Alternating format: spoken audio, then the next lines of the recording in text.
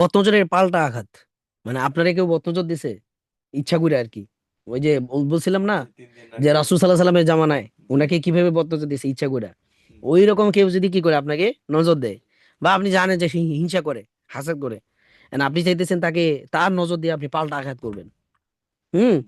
তো এই নজরটাকে কিভাবে ফিরাই দিবেন, এইটার একটা আর কি ঘটনা। হ্যাঁ, ইমাম মুনাবি রহিমাহুল্লাহ এটা উনি উল্লেখ করছেন। উনি বলতেছেন যে ফাইদাতুন, একটা উপকারী তথ্য, সেটা কি, যে উখরিজা ইবনু আসাকির, যে ইবনে আসাকির রহিমাহুল্লাহ উনি এটাকে বর্ণনা করছেন। সেটা কি, যে আন্না সাঈদান আস-সাজি, সাঈদ আস-সাজি নামে একজন ব্যক্তি ছিল, মিন কারমাতিহি, এই ঘটনাটা তার কারমাতের, মানে তার কেরামতের একটা কি অন্তর্ভুক্ত বিষয়। সেটা কি, যে আন্নাহু কিল আলাহু, একবার এই সাঈদ আস-সাজি রহিমাহুল্লাহকে কোন ব্যক্তি এসে বলল যে ইহফাজ না কথাকা মিন ফুলানিল আইন, যে আপনি উমুক ব্যক্তির, উমুক বত্তজনকারী ব্যক্তির অনিষ্ট থেকে আপনার উটনিটাকে কি করেন, সংরক্ষণ করেন, হেফাজত করেন। ঠিক আছে। ফাকওয়ালা লা সাবিলা লাহু আলাইহা, উনি বলল যে না, এর উপর, আমার এই উটনির উপর ও কোনো প্রভাব বিস্তার করতে পারবে না। ঠিক আছে। ফাআনাহা, অতঃপর ওই বদনজর ব্যক্তি কি করলো, বদনজরকারী ব্যক্তি ওই উটটার উপর নজর দিল, বদনজর দিল। ফাসাকতত, অতঃপর উটটা মাটিতে পড়ে গেল। তাদ তরিবু, এবং মাটিতে পড়ে ছটফট করা শুরু করলো সে। বুঝতে পারছেন? ফা উখবির আসাজি, তখন এই সাজি রহিমাহুল্লাহকে কি করা হলো, এই খবরটা দেওয়া হলো যে অমুক লোক তো তোমার উটটিরে বদনজর দিয়ে ফেলছে, এখন উটির এই অবস্থা।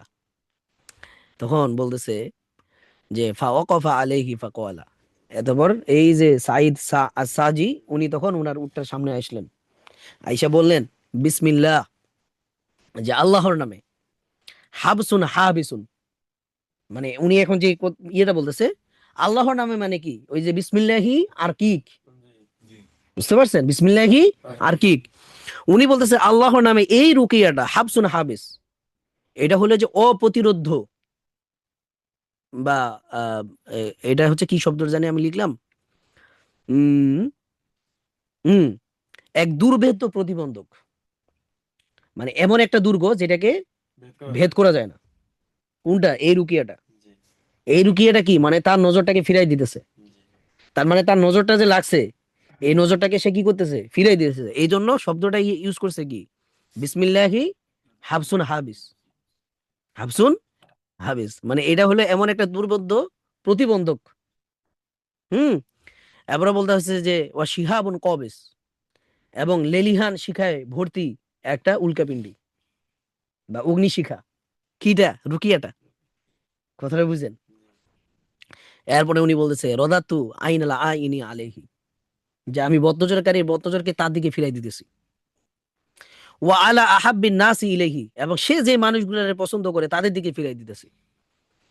ওয়া আলা কাবিদিহি, তার কলিজা, তার লিভারের উপর আমি এটা ফিরাই দিতেছি। হ্যাঁ, এবার ওয়াকুল ওয়াতাইহি, এবং তার দুই কিডনির দিকে আমি এটা ফিরাই দিতেছি। ওয়া শিরকিন, এবং তার শরীরে যে পাতলা যে রক্তনালী আছে, শরীরে পাতলা রক্তনালী সব থেকে বেশি থাকে কোথায়, ব্রেইনে, আকলে, দিমাগে। ঠিক আছে, এগুলোর দিকে আমি ফিরে দিতেছি। ওয়াফি মালিহি ইয়ালিকু, এবং তার ওই সম্পত্তির দিকে ফিরে দিতেছি যেটা তার সাথে মানানসই, অর্থাৎ সে যেটাকে পছন্দ করে। বুঝতে পারছেন? এরপর উনি একটা আয়াত পড়লো, ফারজিল বাসর হাল তারা মিন ফুতুর, ফারজিল বাসর, তুমি তোমার দৃষ্টিকে আবার ফিরাও, আবার দেখো আসমানের দিকে, হাল তারা মিন ফুতুর, এই আসমানে কি তুমি কোনো ফাটল দেখতে পাও? আল্লাহ তাআলা বলতেছিল না, সুম্মার জিল বাসর কাররাতাইন, মানে তুমি বারবার আসমানের দিকে ফিরে ফিরে তাকাও। তাহলে নজরটা কি, এই যে ফারজিয়ে, নজরটাকে কি করতেছে উনি, ফারজি মানে ফিরাই দিতেছে, মানে তুমি তোমার নজরকে আবার ফিরাও। এই কারণে উনি এই আয়াতটা পড়ছে যে ফারজি আল বাসর, তুমি তোমার চক্ষুকে আবার ফিরাও, হাল তারা মিন ফুতুর, তুমি কি আসমানে কোনো ফাটল দেখতে পাও? তাহলে দেখেন এই দোয়ার সাথে কি করছে উনি, এই আয়াতটাকে সংযুক্ত করছে। বলতেছে ফা খরজাত হাদা কথা আল আইন, যে এই যে দোয়াটা উনি পড়লো, রুকিয়াটা করলো, এটার ফলে কি হয়েছে, খরজাত, বের হয়ে গেছে, হাদা কথা আল আইন, মানে বত্তজরকারী ব্যক্তির যে চোখের মণি, এই দুইটা জিনিস বাইরে হয়ে গেছে একবারে, চোখের মণি দুইটা কি হয়ে গেছে, বের হয়ে গেছে। ওয়া সালিমাতিন না কত, এবং উটনিটা সুস্থ হয়ে গেছে। সুবহানাল্লাহ। কথাটা বুঝছেন? উটনি কি হয়ে গেছে? তাহলে কেউ যদি মানে আমাদের যে পেশেন্টরা যারা মনে করেন কি মানে দীর্ঘদিন থেকে ইয়া আছে কারোর উপর আক্রোশ আছে, তারে এই দোয়া শিখাই দেন, হ্যাঁ ওর অবস্থা খারাপ হয়ে যাবে। তাহলে চিন্তা করে দেখছেন? তাহলে দেখেন উনি কি কাজটা করছে। আজকে তো মনে করেন উনি ধরেন যে অনেক যুগ আগের মানুষ, তো আজকে আমরা তাদের থেকে শত শত বছর পরের যুগের মানুষ। তা আমরা আজকে যেই সিস্টেমে রুকিয়া করি, সেম সিস্টেমে কিন্তু উনি রুকিয়াটা করছে। আমরা যেমন বাংলা দোয়া করি, জি, তারপরে আয়াত পড়ি না, জি, যেটা মানানসই, জি, সেম কাজটা তো উনি করছে। তাহলে এই ধরনের রুকিয়া গুলো যে জায়েজ বা এটা যে প্রমাণিত, এটা নিয়ে কোনো সন্দেহ আছে? জি না, ডাউট আছে? তাহলে আমরা কি দলিল ছাড়া রুকিয়া করি? জি না। দলিল সমৃদ্ধ রুকিয়া করি আমরা।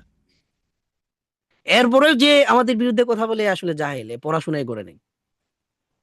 ক্লিয়ার? জি, নাকি কোনো ভেজাল আছে? জি। আচ্ছা,